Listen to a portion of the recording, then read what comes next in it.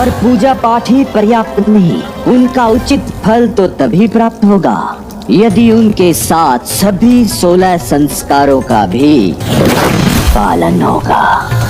प्रथम संस्कार, गृह में सदा तांबुल अथवा पान का सेवन हो, और विशेषकर गृह की स्त्रियां ऐसा अवश्य करें, क्योंकि तांबूल के प्रयोग से गृह में सदा श्री और सौभाग्य का वास होता है।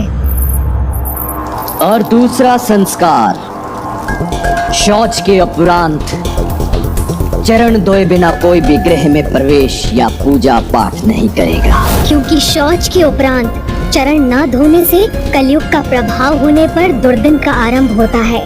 तीसरा संस्कार, गीले चरण लेकर कभी निंद्रा हेतु शैया पर नहीं जाना, क्योंकि इससे कुविचारों को प्रोत्साहन और दरिद्रता को आमंत्रण प्राप्त होता है।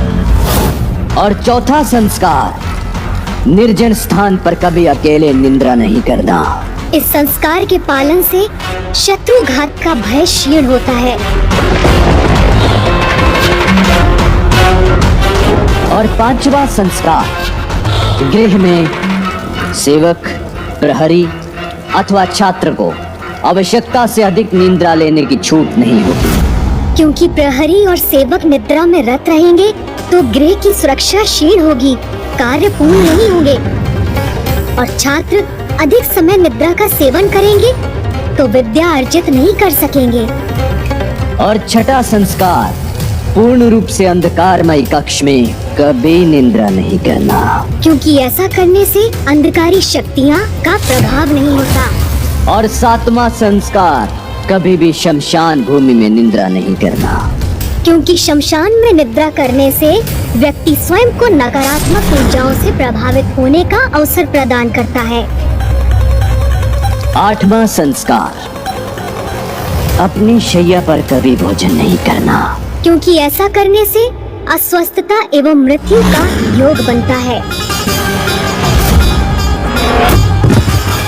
नौवां संस्कार, कभी निर्वस्त्र निद्रा नहीं करना, क्योंकि निर्वस्त्र निद्रा करना महादेव का अपमान है। 10वां संस्कार, भोजन के उपरांत अपना मुख स्वच्छ करना आवश्यक है। ऐसा करने से अस्वस्थता उत्पन्न करने वाले कीटाणु और जीवाणु शरीर में प्रवेश नहीं कर पाते।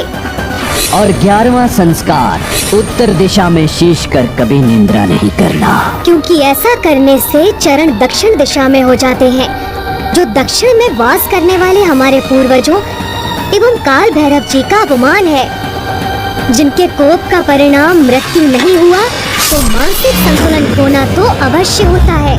और 12वां संस्कार, अपना शीश कभी भी पश्चिम दिशा में रखकर निद्रा नहीं करना, क्योंकि पश्चिम दिशा में शीश रखकर निद्रा करने से चिंताओं में वृद्धि होती है।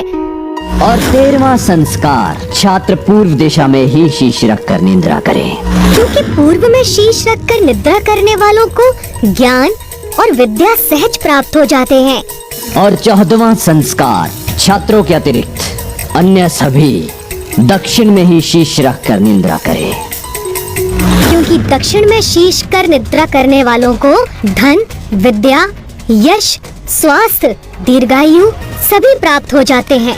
15वां संस्कार, निद्रा करते समय कम से कम 1 प्रहर सर्वप्रथम दाहिनी ओर मुख कर निद्रा अवश्य करें, क्योंकि ऐसा करने से गहरी निद्रा का सुख प्राप्त होता है और गहरी निद्रा प्राप्त करने वाला सदा सुखी रहता है।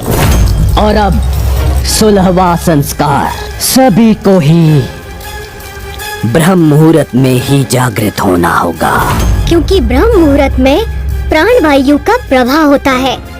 इसीलिए ब्रह्म मुहूर्त में जागृत होने से व्यक्ति निरोगी और दीर्घायु बनता है। ये सभी 16 संस्कार, यज्ञ और वेद पाठ हमें प्रतिदिन पूर्ण करने होंगे।